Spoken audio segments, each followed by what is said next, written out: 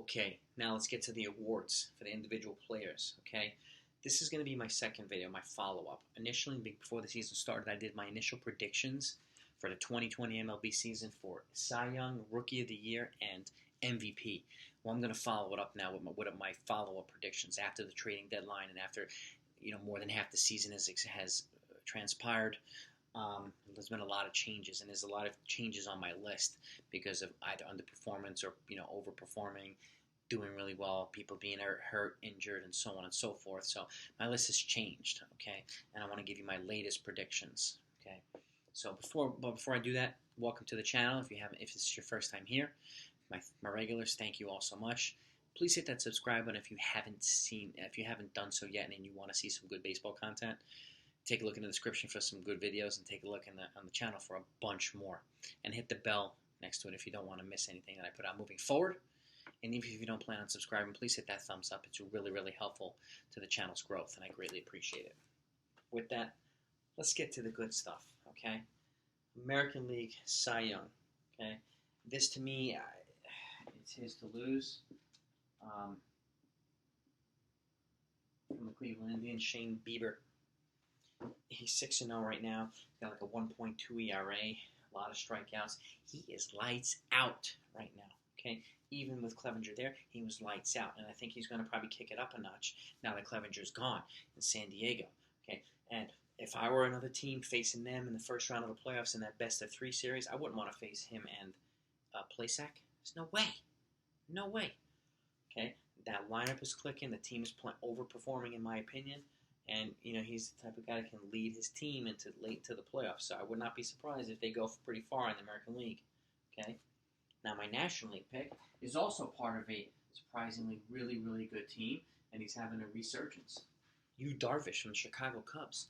Chicago Cubs are kind of my National League version of the Cleveland Indians. They're a good team, but I thought they were on their downtrend a little bit too. And quite honestly, I thought the Indians might be trading Lindor because I don't think they're going to re-sign him.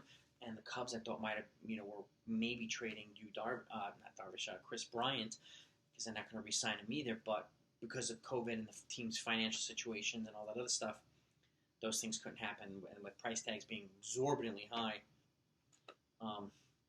as evidenced by the Mike Clevenger trade package with San Diego, things just didn't come to fruition, unfortunately. But Yu Darvish, he's also lights out like Shane Bieber. He's also 6-0 or 6-1. With a ton of strikeouts, a 1.4, 1.5 ERA. Absolutely lights out. Okay? Those are my Cy Young Award winners. Rookie of the Year.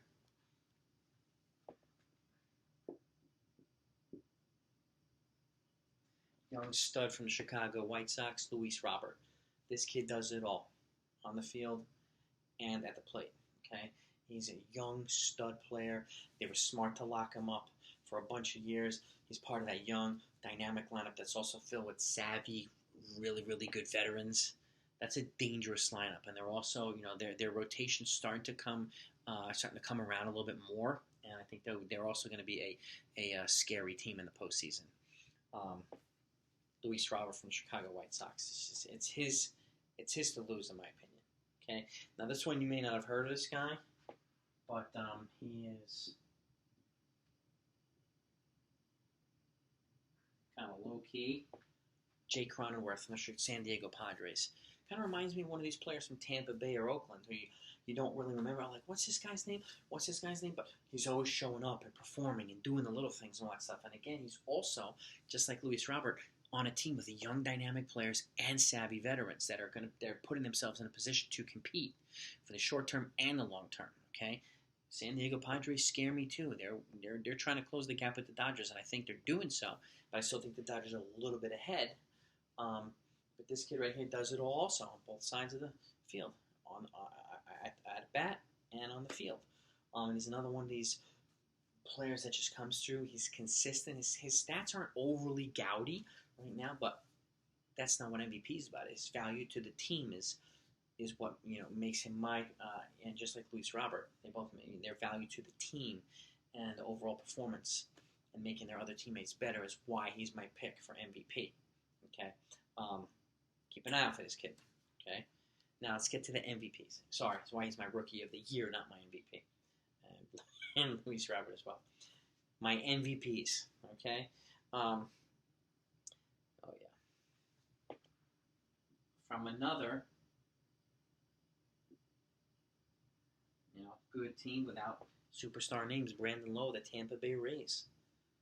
Again, he's another one of these guys. They don't have these sexy names, just like Oakland. They don't have the sexy names, but they are a scary good team, the Tampa Bay Rays. And it's really, he's one of these guys that just frightens the hell out of me. And I just saw him. I saw what the Tampa Bay Rays did to my Yankees, and they went 8-2 against the Yankees this year. Yankees did not. They had the Yankees number all year, and he was one of the reasons that they had the Yankees number all year. And his value to the team, at this point this season, is really helping take Tampa Bay to the next level. Stats are good, and again, they're not crazy sexy or whatever, just like some of these other guys. They're good stats, but it doesn't really matter. His value to the team and helping Tampa Bay become a team that's, likely going to win the division in the American League East, barring some surprises, and probably go pretty far in the postseason. They're another team that's scared. They scare the hell out of me. I wouldn't want to be facing Tampa Bay or Oakland or Cleveland in round 1 or round 2 of the playoffs, or any round, to be honest with you. So he's my AL MVP. My NL MVP, young superstar, Fernando Tatis Jr., San Diego Padres. What can you say about him? Aside from leading in or being at the top of near the top of almost every offensive category, he does it all on the field. He's the most dynamic player. He's even better than Manny Machado. Manny Machado's a really good player. To me, he's the best shortstop in the major leagues, better than Baez from Chicago. He's just the best shortstop in the major leagues. He's terrific with the glove. He's crazy at the plate. He steals bases. He does everything. He's the epitome of 5 tools. And I don't care what people say about his phony scandal early in the year. This guy actually apologized for hitting a grand slam when they were up by 7 runs on a 3-0 count. I applaud the kid. His job is to hit. The pitcher should have thrown a better pitch, okay? And the fact is, he apologized for hitting the grand slam. He spent more time apologizing than the Houston Astros did for cheating their way into a world championship in 2017. So I give props to that kid for being a 22-year-old mature player, okay? And the fact is, he's a superstar, and he is fun to watch. So he's my MVP for the National League in 2020, okay? Again, these are my Rookie of the Years, not my MVP. Sorry about that. And my Cy Young Award winners. I also think Yu Darvish is actually in a tight race with Max Fried right now, the Atlanta Braves, who's also lights out.